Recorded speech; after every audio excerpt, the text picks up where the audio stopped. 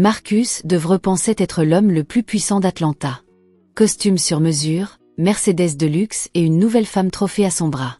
Mais quand il est entré dans cette soirée et qu'il a vu un milliardaire embrasser son ex-femme, son empire de certitude s'est effondré en une seconde. Parfois, on ne réalise pas qu'on a perdu la guerre avant de voir quelqu'un d'autre gagner le territoire. Hello la famille! Bienvenue sur votre chaîne préférée, la chaîne qui réveille, inspire et motive. Si tu aimes ce contenu, abonne-toi, like la vidéo et dis-moi en commentaire d'où tu me regardes. Merci. Ce soir-là, debout devant le miroir en pied de son appartement de Buckhead, dans le silence climatisé de ses 200 mètres carrés au 22e étage, il attachait les boutons de sa chemise en soie grise avec une précision presque mécanique. Sa nouvelle compagne, Tiffany Holloway, était assise sur le bord du lit derrière lui, les jambes croisées, vérifiant son téléphone pour la 3e fois en 5 minutes. Elle portait une robe rouge sans qui lui coûtait plus que le loyer mensuel de beaucoup de ses amis, et ses cheveux tombaient en vagues parfaites sur ses épaules. « Tu es prête ?» dit-il sans se retourner, bouclant sa ceinture Hermès. « Je l'ai été avant toi », répondit-elle avec ce petit sourire qu'elle avait perfectionné, celui qui disait « Je suis là mais je n'ai pas besoin de l'être ». Marcus sourit légèrement dans le miroir. Il aimait ça chez Tiffany. Elle ne s'accrochait pas. Elle était belle, intelligente, travaillait dans la finance et ne lui posait pas de questions qui lui coûtaient quelque chose émotionnellement. Ils étaient ensemble depuis 4 mois, ce qui dans le calendrier personnel de Marcus représentait une relation longue durée. Il prit ses clés de voiture, son téléphone et regarda une dernière fois son reflet. Le costume était parfait. La soirée serait parfaite. Et il n'y avait aucune raison au monde pour que cette nuit se passe autrement que prévu. Il avait tort. Mais il ne le savait pas encore. La soirée était organisée dans la villa du docteur Raymond Okafor, l'un des cardiologues les plus respectés d'Atlanta, dont la maison à Cascade Heights était légendaire dans les cercles de la classe supérieure noire de la ville. Le genre d'endroit dont on parlait à l'église le dimanche matin, pas parce que les gens étaient jaloux, mais parce que la villa représentait quelque chose, une preuve que l'excellence noire n'était pas un concept abstrait mais une réalité en briques, en marbre et en jardin parfaitement entretenu. Une centaine d'invités minimum. Des avocats, des médecins, des entrepreneurs, des consultants, des gens qui avaient construit quelque chose à partir de rien et qui savaient exactement combien ça avait coûté. Atlanta était une ville particulière dans l'Amérique noire. Elle avait une histoire, des racines, une conscience collective que peu d'autres villes pouvaient revendiquer. Et dans cette Atlanta-là, celle des HBCUS, des héritages familiaux, des réseaux professionnels transmis de génération en génération, une réputation valait plus que n'importe quel salaire. Marcus connaissait tout cela. Il en faisait partie. Il avait grandi à Southwest Atlanta, fils d'un enseignant et d'une infirmière qui lui avaient appris que le monde ne vous donnait rien, que chaque porte s'ouvrait avec du travail et de la dignité. Il avait fait Morrows, puis Harvard Business, puis était revenu à Atlanta pour construire sa propre société de conseil en investissement. À 38 ans, il gérait un portefeuille qui donnait le vertige et employait 22 personnes. Ce que Marcus n'avait pas su construire avec la même précision, c'était son mariage. 3 ans. 3 ans avec Naomi Carter, devenue Naomi Devreux le temps d'une union qui avait commencé comme une grande histoire d'amour et s'était terminée dans ce silence lourd, douloureux, que les couples connaissent quand ils ont tout dit et que les mots ne servent plus à rien. Pas de cris. Pas de tromperie. Juste une distance qui s'était installée comme une mauvaise herbe dans un jardin bien entretenu, silencieusement, inexorablement, jusqu'à ce que le jardin ne soit plus reconnaissable. Le divorce avait été finalisé 18 mois auparavant. Et depuis, Marcus avait fait ce que les hommes comme lui font, il avait avancé. Il avait travaillé plus, ri dans les bonnes soirées, fréquenté les bonnes femmes, et s'était convaincu que la page était tournée. Il gara sa Mercedes noire devant la villa du docteur Okafor à 22 heures passées. Un voiturier prit ses clés. Tiffany glissa sa main dans le creux de son coude avec la naturelle élégance de quelqu'un qui sait exactement quel rôle jouer. Et ils entrèrent ensemble dans la lumière chaude de la soirée. Le hall d'entrée sentait les fleurs, le bois précieux et quelque chose d'indéfinissable qui ressemblait au succès. La musique, un mélange de néo-soul et de jazz moderne, montait doucement depuis le grand salon ouvert sur le jardin illuminé. Les conversations bourdonnaient. Des rires. Des verres qui tintaient. Marcus serra des mains, embrassa des joues, accepta les félicitations habituelles sur son dernier contrat qui avait fait 2 lignes dans l'Atlanta Business Chronicle. Tiffany joua son rôle avec perfection, dit les bonnes choses aux bonnes personnes, sourit au bon moment. Marcus la regarda faire et pensa. Elle est exactement ce dont j'ai besoin en ce moment. C'est à ce moment précis que la musique sembla baisser d'un cran. Ou peut-être que c'était seulement dans sa tête. Il l'entendit avant de la voir. Son rire, ce rire particulier qu'elle avait, plein et libre, qui semblait toujours surpris de lui-même, comme si quelque chose venait de la faire rire malgré elle. Un son qu'il n'avait pas entendu depuis 18 mois mais que son corps reconnut avant même que son cerveau ait eu le temps de traiter l'information. Il se retourna lentement. Naomi était là. Elle portait une robe vert émeraude qui tombait jusqu'au sol, à manches longues mais avec un dos largement décolleté, et ses cheveux naturels étaient rassemblés en un haut chignon orné de quelques petites perles dorées. Elle était toujours aussi belle, peut-être plus, avec quelque chose de différent dans sa posture, une assurance nouvelle, comme si ces 18 mois lui avaient ajouté quelque chose au lieu de lui en enlever. Marcus aurait pu gérer ça. Il s'était préparé à cette éventualité, mentalement. Atlanta était petite dans la haute société noire, et les mêmes cercles se recoupaient inévitablement. Il avait répété la scène dans sa tête, sourire poli, conversation de 5 minutes, bonne impression générale, et circuler. Mais Naomi n'était pas seule. À côté d'elle se tenait un homme que Marcus reconnut immédiatement. Et cette reconnaissance fut comme recevoir un seau d'eau glacée en plein visage. Elijah Banks. Elijah Damien Banks, pour être précis. Fondateur et PDG de Nexus Technologies, la société de cybersécurité qui avait été rachetée par un consortium international pour la somme astronomique de 1,3 milliard de dollars 2 ans plus tôt. Elijah Banks, dont la photo avait fait la couverture de Forbes Black Edition. Elijah Banks, 42 ans, les cheveux poivre et cils coupés courts, le visage régulier avec cette assurance tranquille que donne l'argent quand il n'a plus rien à prouver. Elijah Banks, qui était, d'après tous les réseaux professionnels d'Atlanta, l'un des hommes noirs les plus riches du sud des États-Unis. Marcus regarda l'homme se pencher vers Naomi et lui dire quelque chose à l'oreille. Naomi rit à nouveau, ce même rire, et posa brièvement une main sur le bras d'Elijah avec une familiarité qui était impossible à mal interpréter. Et puis, comme si la soirée avait décidé de se moquer ouvertement de lui, Elijah Banks se pencha et embrassa Naomi sur la joue, tendrement, possessivement, et Naomi pencha légèrement la tête vers lui dans ce geste imperceptible que font les gens heureux. Marcus Devereux, l'homme qui savait toujours où il allait, qui avait toujours un plan, qui n'avait jamais perdu le contrôle dans une salle professionnelle de sa vie entière, sentit ses pieds s'immobiliser sur le marbre poli du docteur Okafor. Il se figea. Tiffany, à côté de lui, sentit le changement immédiatement. Elle avait cette intelligence sociale des femmes qui ont appris à lire les hommes comme on lit la météo. Elle suivit son regard, vit Naomi, vit Elijah, et en moins de 2 secondes comprit l'essentiel de la situation. « Tu veux qu'on aille vers le jardin ?» proposa-t-elle avec ce calme de quelqu'un qui choisit ses batailles. « Non, » dit Marcus, et sa voix était parfaitement normale. « Trop normale, peut-être. »« Non, ça va. Viens. » Le problème avec les gens intelligents qui perdent le contrôle, c'est qu'ils ne le montrent pas. Ils sourient. Ils circulent. Ils acceptent un verre, le tiennent sans vraiment boire, hochent la tête aux conversations. Mais à l'intérieur, quelque chose tourne comme une turbine dans le rouge. Marcus s'était dit pendant 18 mois qu'il était passé à autre chose.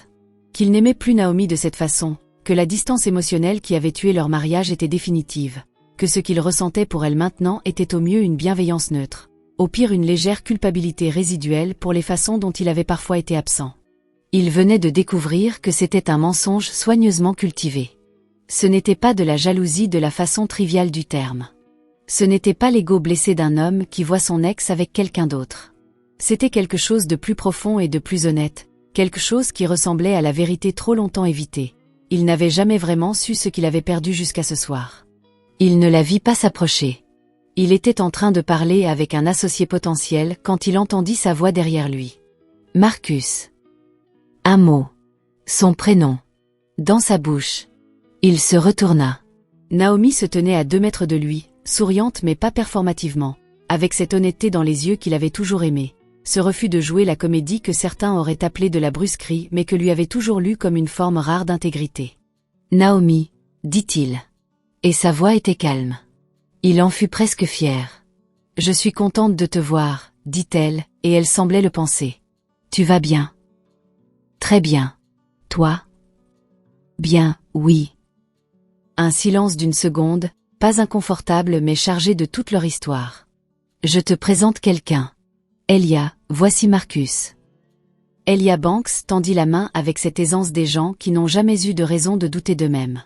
Sa poignée était ferme, son regard direct, sans animosité ni provocation. Juste un homme qui serrait la main d'un autre. Marcus Devreux, dit Elia. J'ai lu l'article sur votre fonds d'investissement dans le Chronicle. Impressionnant. Merci. Nexus Technologies était une belle sortie, répondit Marcus. Professionnel. Lisse. Parfait. C'est le passé, dit Elia avec un sourire. Je travaille sur autre chose maintenant.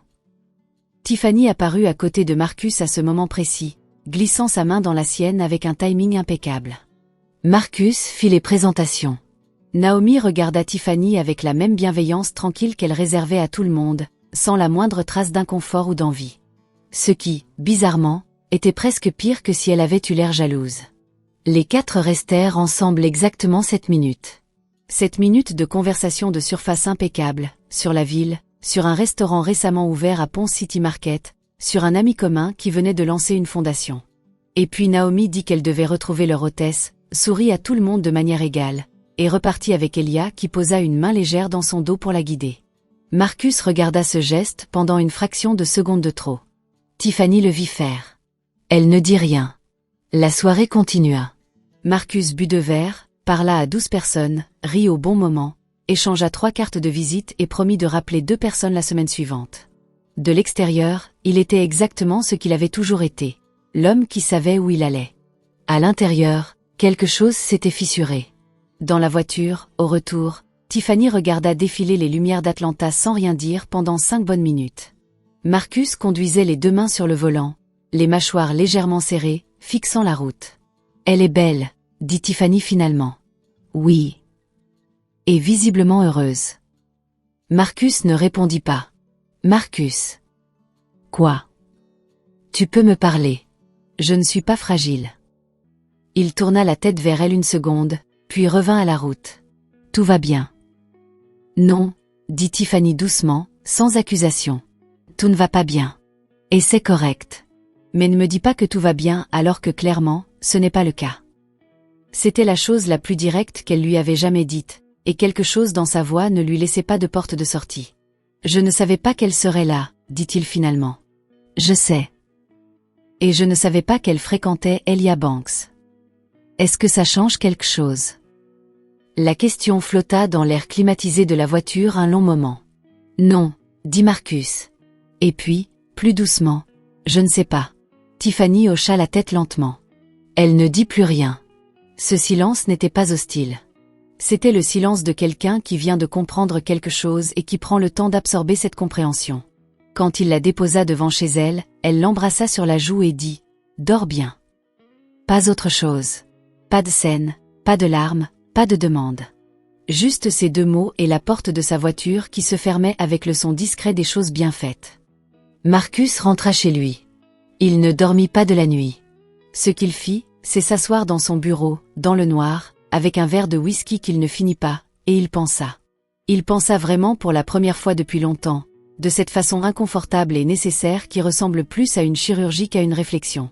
Naomi Carter avait 26 ans quand il l'avait rencontrée à une conférence organisée par la National Black MBA Association. Elle dirigeait déjà une petite ONG qui travaillait avec les jeunes des quartiers défavorisés d'Atlanta, pas parce que c'était tendance ou parce que ça faisait bien sur un CV, mais parce qu'elle venait de South Atlanta et qu'elle avait décidé très tôt qu'elle devait quelque chose à ces rues qui l'avaient formée.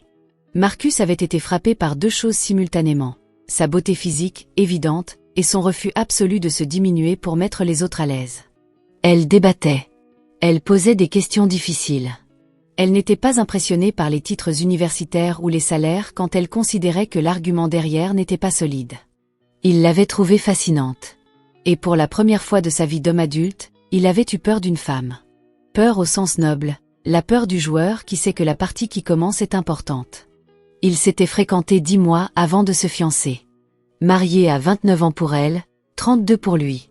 La cérémonie avait eu lieu au Hyatt Regency, 300 invités, et Marcus se souvenait de s'être dit en regardant Naomi descendre l'allée que c'était la décision la plus évidente et la plus terrifiante qu'il ait jamais prise.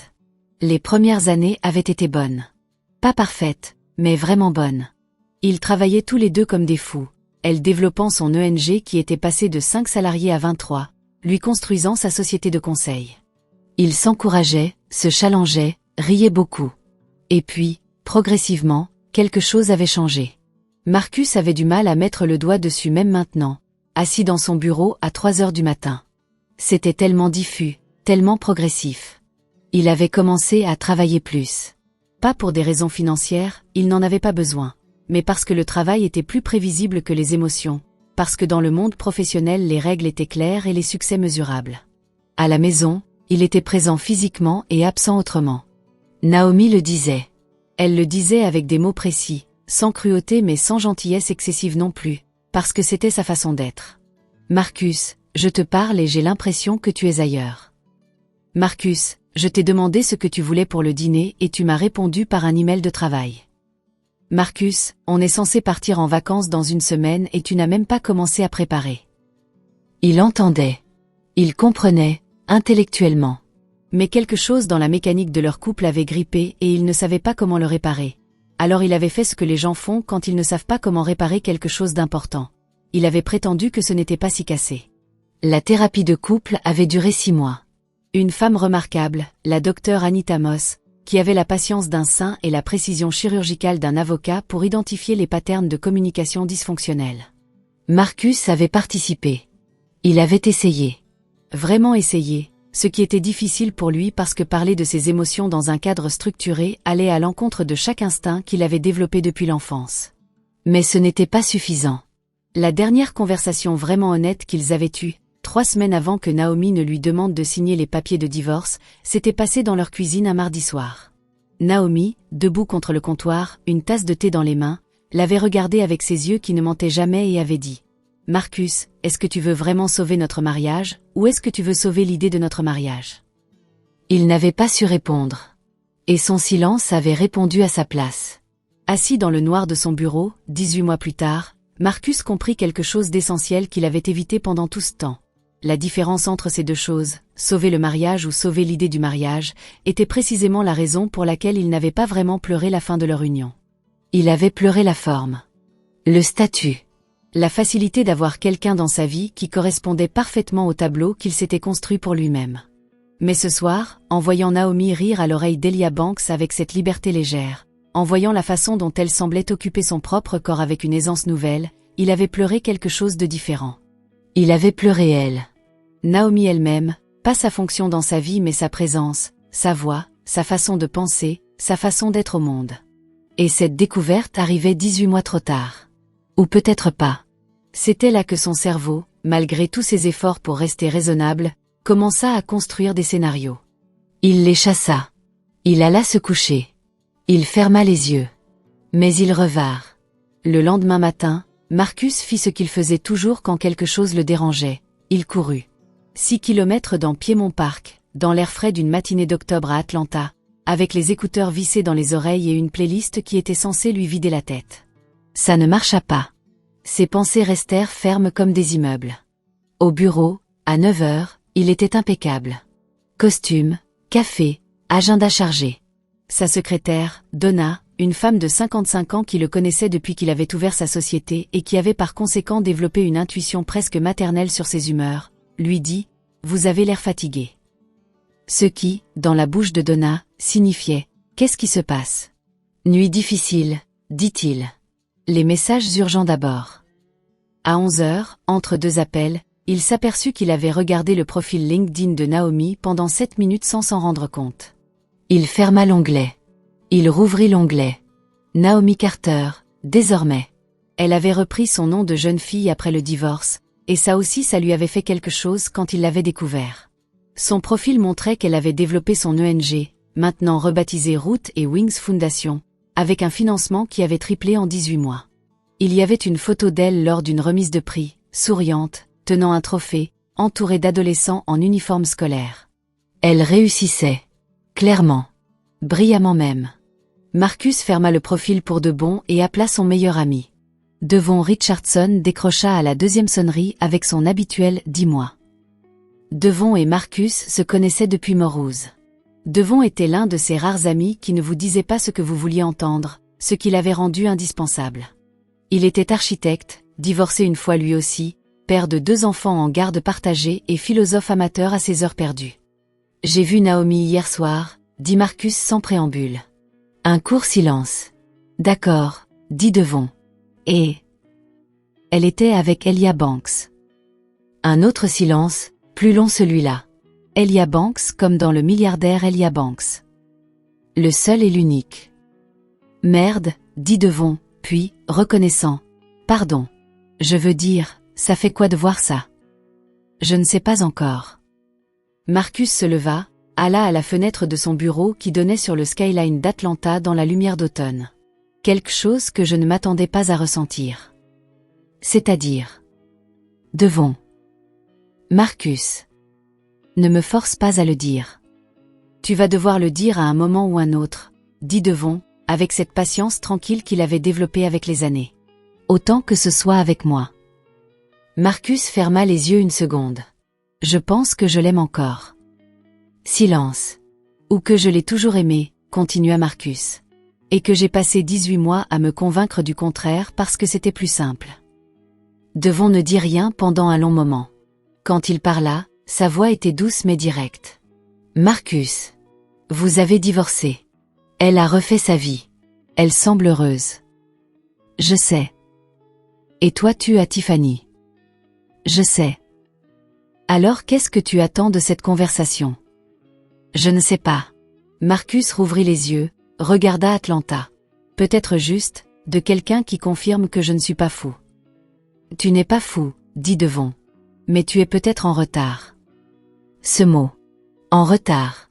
Il resta avec Marcus toute la journée, comme un caillou dans une chaussure. La semaine suivante fut étrange. Marcus travailla normalement, vit Tiffany une fois pour dîner dans un restaurant de Midtown où leur conversation fut agréable et nettement moins profonde que d'habitude. Tiffany était trop intelligente pour ne pas sentir le décalage, mais trop fière pour le formuler directement. Ils se dirent bonsoir sur le trottoir avec un baiser qui durait 2 secondes de moins que d'habitude. Ce que Marcus fit ensuite, il saurait plus tard le qualifier d'erreur ou de nécessité selon l'humeur du jour. Il appela Naomi. Il attendit un jeudi soir à 20h, le timing de quelqu'un qui a réfléchi au moment idéal sans vouloir l'admettre. Elle décrocha à la 3e sonnerie. Marcus. Sa voix était neutre. Pas froide. Juste neutre, dans la façon de quelqu'un qui attendait cet appel sans vraiment savoir ce qu'il signifiait. Bonjour Naomi. Désolé de t'appeler sans prévenir. C'est correct. Comment tu vas? Bien. Bien. Il s'arrêta. Réalisa qu'il n'avait pas vraiment préparé ce qu'il allait dire au-delà du premier mot. J'espère que la soirée de samedi s'est bien passée pour toi. Oui, c'était agréable. Raymond est toujours un hôte parfait. Un silence. Et toi, dit-elle. Tiffany m'avait l'air bien. Elle est bien, oui. Nouveau silence. Naomi ne l'aidait pas parce qu'elle était cruelle, mais parce qu'elle avait appris pendant 3 ans de mariage et 18 mois de divorce que Marcus avait besoin de ses propres mots et qui substituer les siens à elle ne servait à rien. Je voulais juste te dire que, je suis content de t'avoir vue, dit Marcus finalement. Et que tu avais l'air bien. Heureuse. Je le suis, dit Naomi simplement. Tant mieux. Il s'arrêta à nouveau. Elia Banks. Vous êtes ensemble depuis longtemps. Une microseconde d'hésitation. Quelques mois, dit-elle. Ça se passe bien. Je suis content pour toi. Merci, Marcus. Sa voix était douce mais sans équivoque. Vraiment. Il y avait dans sa voix quelque chose de fermé, pas hostilement mais définitivement, comme la porte d'une maison à laquelle on a changé la serrure. Pas pour vous mettre dehors, mais parce que la maison appartient à quelqu'un d'autre maintenant. Prends soin de toi, dit-il. Toi aussi. Bonne nuit. Elle raccrocha la première. Marcus posa son téléphone sur la table et regarda le plafond de son appartement pendant un long moment. Quelque chose venait de se finaliser, quelque chose que le divorce avait théoriquement réglé 18 mois auparavant mais qui n'était réellement terminé que maintenant, dans cette conversation de 3 minutes. C'est Devon qui l'avait dit, en retard. Il avait compris qu'il aimait encore Naomi le soir où il l'avait vue avec un autre homme. Ce timing, cette façon typiquement humaine de n'apprécier une chose que quand elle est perdue, était d'une banalité presque comique. Sauf que pour Marcus Devereux, l'homme qui planifiait tout, qui maîtrisait tout, qui avait élevé la prévisibilité au rang d'art de vie, cette banalité était une gifle. Il appela Devon. Elle était avec Elia Banks parce qu'elle va bien, dit Marcus sans introduction. Je sais. Et j'ai été absent pendant des années. Je sais ça aussi. J'avais quelqu'un d'extraordinaire et j'étais tellement concentrée sur le tableau que je voulais avoir que j'ai raté la peinture réelle. Marcus. Quoi? C'est bien de comprendre ça. Vraiment. Mais là, maintenant, la question c'est pas Naomi. La question c'est, qu'est-ce que tu veux faire de cette compréhension? Marcus réfléchit. Je ne sais pas encore. C'est une réponse honnête. C'est déjà quelque chose. Après cette conversation, Marcus mit son téléphone en silencieux et sortit marcher. Atlanta la nuit avait une texture particulière. Les néons des restaurants de Midtown, l'air qui portait encore la chaleur de l'été indien, les voitures, les rires depuis les terrasses. Il marcha pendant 1 heure sans destination, juste pour le mouvement. Ce qu'il ressentait était complexe et il n'allait pas le simplifier. Il aimait encore Naomi, oui. Il avait réalisé ça trop tard, oui. Naomi avait refait sa vie avec quelqu'un d'autre et semblait heureuse, oui. Et lui, de son côté, était dans une relation avec Tiffany qui ne méritait pas d'être utilisée comme thérapie de remplacement. Ces vérités ne s'annulaient pas entre elles. Elles coexistaient, inconfortablement mais honnêtement. La prochaine chose à faire, la seule chose intellectuellement et moralement juste, était de parler à Tiffany. Il l'invita à dîner le samedi soir dans un restaurant tranquille de Virginia Island, loin des cercles habituels où il risquait d'être vu et interrompu. Tiffany arriva en robe bleu marine, les cheveux lâchés, et commanda un verre de vin blanc avec la nonchalance de quelqu'un qui sait que la conversation qui vient ne sera pas facile et qui a décidé de la vivre avec grâce. Marcus parla directement. C'était la seule façon qu'il connaissait vraiment. « Je dois être honnête avec toi sur quelque chose. » Tiffany le regarda dans les yeux. « Je t'écoute. » La soirée de la semaine dernière m'a fait réaliser quelque chose. Sur mon mariage précédent. Sur ce que je ressens encore, ou ce que je pensais avoir laissé derrière moi. Il s'arrêta. Je ne suis pas en train de te dire que je vais faire quelque chose de stupide ou essayer de récupérer quelqu'un qui n'est plus disponible. Je suis en train de te dire que je ne suis pas à la place où je pensais être, émotionnellement. Et tu mérites quelqu'un qui l'est. Tiffany ne dit rien pendant ce qui parut être une longue minute. Elle tourna son verre de vin entre ses doigts. « Est-ce que tu l'aimes encore ?» demanda-t-elle. « Oui, » dit Marcus. « Pas de la façon dont ça devrait affecter ma relation avec toi, dans un monde idéal. Mais oui. » Un autre silence. « Je t'apprécie pour cette honnêteté, » dit Tiffany finalement. Vraiment. Beaucoup d'hommes n'auraient pas eu ce courage. Elle prit une gorgée de vin. Et non, Marcus. Je ne vais pas faire semblant que ça ne fait pas mal un peu. Mais tu as raison. Je mérite quelqu'un dont le cœur est entièrement disponible. Ils terminèrent quand même leur dîner. Pas par politesse feinte, mais parce que c'était la façon civile et respectueuse de clore quelque chose qui avait été réel, même si imparfait. Ils parlèrent d'autre chose. Ils rirent même 1 ou 2 fois. À la fin de la soirée, Tiffany lui tendit la joue. Il l'embrassa. Elle dit « Bonne chance, Marcus ». Et elle voulait dire quelque chose de sincère avec ces mots. Seul dans son appartement, Marcus Devereux fit quelque chose qu'il n'avait pas fait depuis très longtemps, peut-être depuis les jours difficiles qui avaient précédé la signature du divorce. Il s'assit et il pleura. Pas longtemps. Pas spectaculairement. Juste quelques minutes dans le silence de sa vie construite avec soin, en deuil de la version de lui-même qui avait cru que le contrôle suffisait à tout. Les semaines suivantes furent utiles, dans ce sens précis que les difficultés peuvent être utiles quand on leur permet de faire leur travail. Marcus ne chercha pas à contacter Naomi à nouveau. Il avait dit ce qu'il avait à dire, elle avait été claire, et il respectait assez ces 2 vérités pour ne pas les ignorer. Ce qu'il fit, en revanche, c'est travailler sur lui. Pas de la façon performative qu'il avait pratiquée autrefois, lisant des livres de développement personnel dans des avions d'affaires sans vraiment changer quoi que ce soit. Il reprit rendez-vous avec un thérapeute, un homme cette fois, le docteur James Afolabi, un Nigérian américain de 60 ans avec des lunettes rondes et une manière d'écouter qui rendait le silence confortable. Leurs premières séances furent inconfortables pour Marcus dans la façon exacte que la thérapie doit être inconfortable. Elle le forçait à regarder des choses qu'il avait organisé sa vie pour éviter. « Parlez-moi de votre père », dit le docteur Afolabi lors de la 3e séance. Marcus résista l'envie de regarder sa montre. Son père, Winston Devereux, était un homme bon. Un homme qui avait élevé ses 2 fils avec discipline et dignité, qui avait toujours payé ses factures, qui n'avait jamais frappé sa femme ni ses enfants, qui était allé à l'église tous les dimanches et avait dit à ses fils que l'éducation était la seule chose qu'on ne pouvait pas leur prendre. Mais Winston Devereux n'avait jamais dit à ses fils qu'il les aimait. Pas en mots directs. L'amour se démontrait par les actions, par la présence, par les sacrifices. Les mots étaient pour les gens qui ne savaient pas faire autrement. Mon père était un bon père, dit Marcus. Et il ne parlait pas beaucoup de ce qu'il ressentait. Et vous avez appris de lui. Marcus regarda le docteur Afolabi. Vous êtes assez prévisible dans vos conclusions. Le docteur Afolabi sourit tranquillement. Les vérités le sont souvent. Ce n'était pas une révélation de thérapie télévisée. Marcus savait tout cela, d'une certaine façon. Mais il y a une différence entre savoir quelque chose intellectuellement et le laisser descendre jusqu'à l'endroit où ça change vraiment quelque chose. Au fil des semaines, quelque chose se déplaça en lui. Lentement. Imperceptiblement, comme les plaques tectoniques. Mais réellement. Un mois après la soirée chez le docteur Okafor, Marcus reçut un email professionnel de la fondation Root et Wings de Naomi, sollicitant des conseils sur une stratégie de levée de fonds.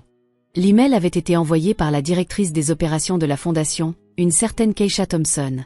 Et Marcus comprit que Naomi n'avait probablement pas rédigé l'email elle-même ou peut-être que si et que c'était simplement de la démarche professionnelle normale dans un réseau professionnel commun.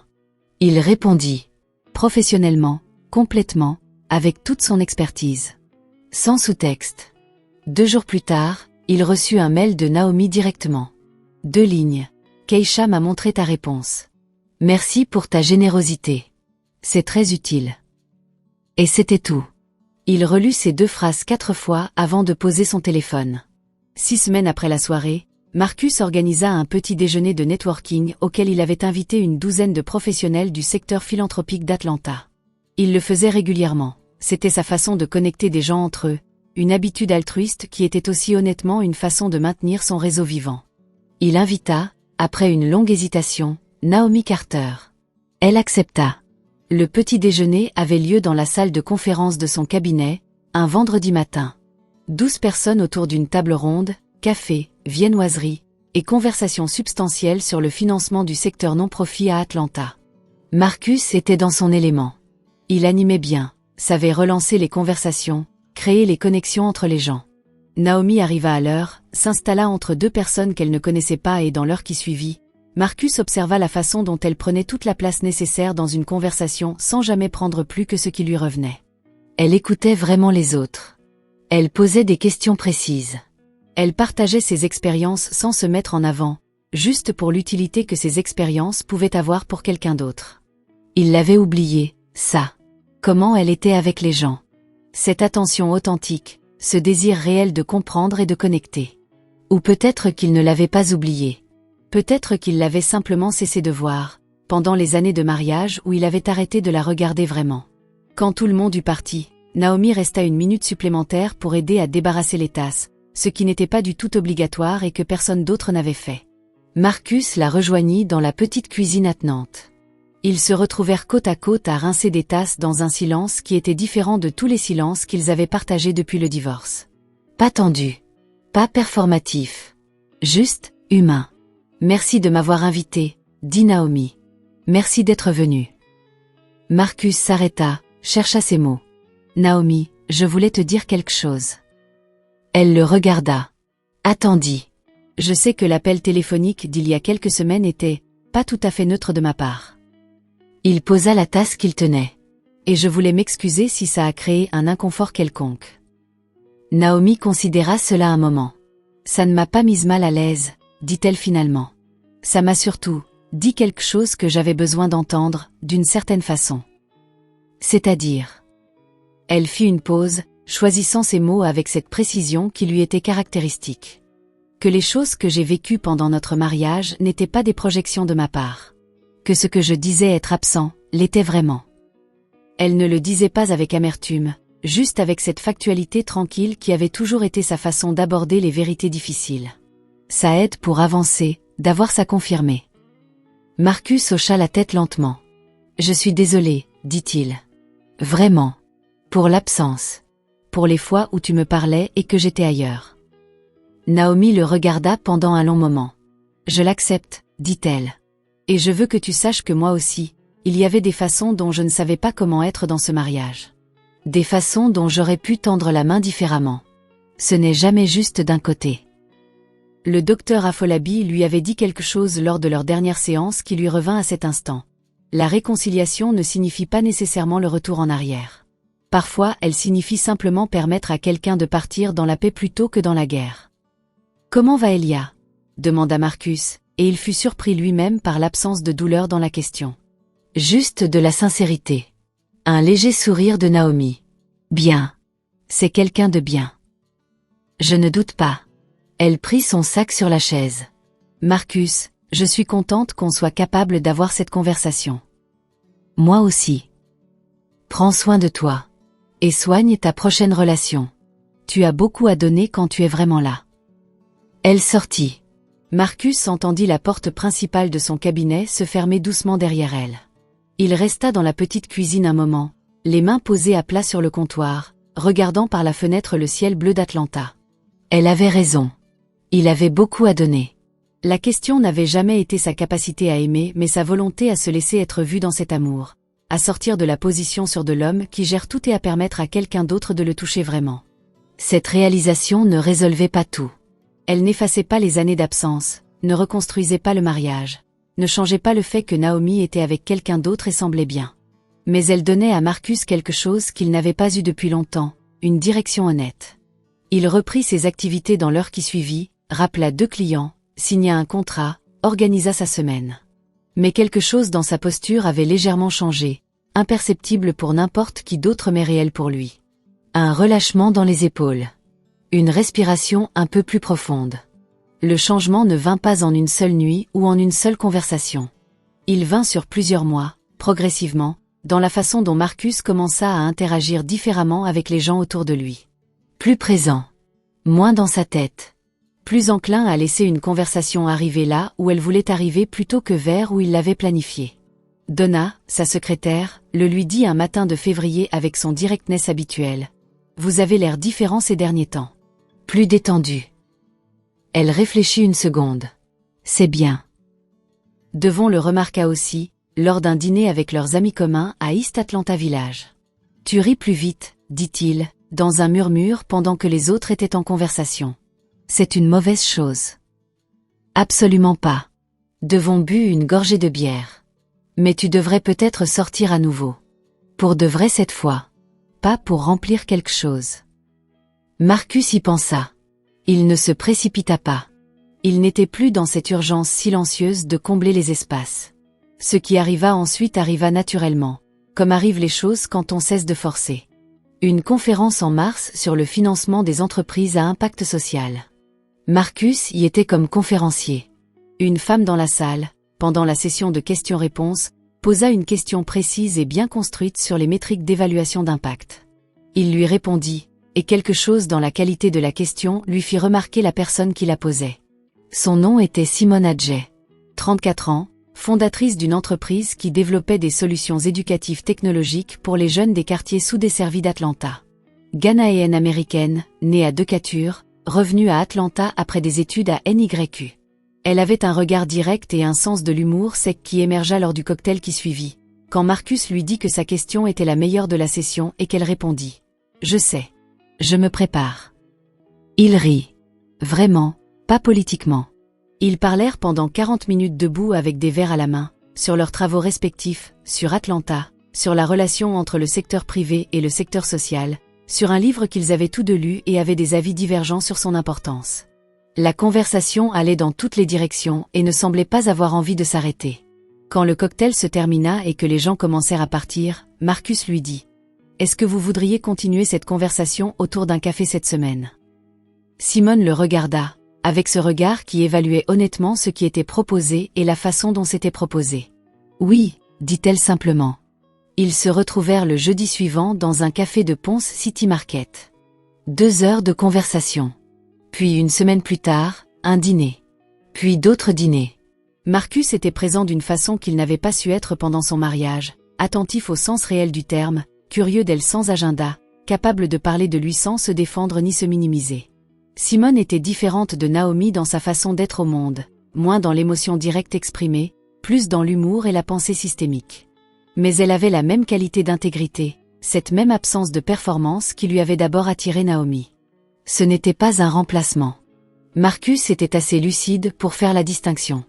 C'était quelque chose de nouveau, construit avec un Marcus qui était lui-même différent de celui qui avait épousé et perdu Naomi.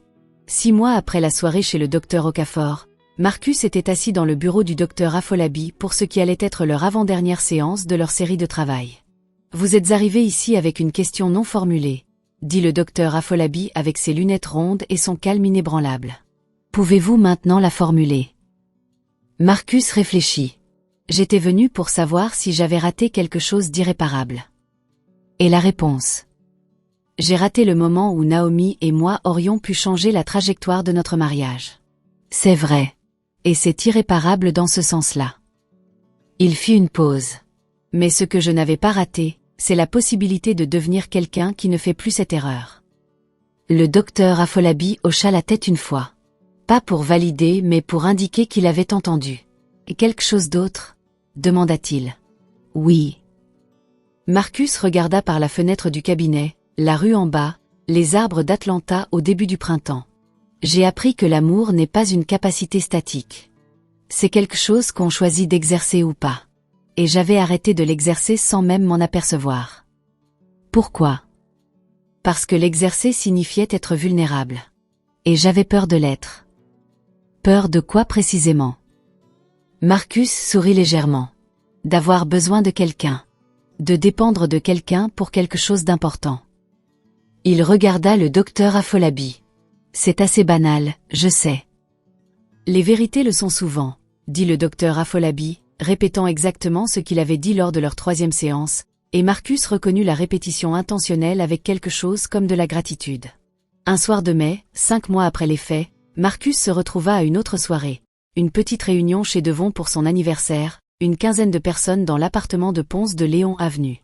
Naomi était là aussi, avec Elia Banks, et Marcus était là avec Simone. Les 4 se croisèrent pendant la soirée avec la naturelle complexité des gens qui partagent une histoire et qui ont choisi d'en faire quelque chose de vivable. Naomi et Simone échangèrent quelques mots près du buffet et Marcus, de l'autre côté de la pièce, les regarda et remarqua que ni l'une ni l'autre ne jouait un rôle particulier. Elles étaient juste 2 personnes qui se rencontraient pour la première fois et qui trouvaient des points de contact dans leur vie respective. Elia Banks vint vers Marcus un moment après, un verre à la main, avec cette assurance tranquille que Marcus avait d'abord lue comme de la condescendance et qui était simplement la façon d'être d'un homme à l'aise dans sa propre peau.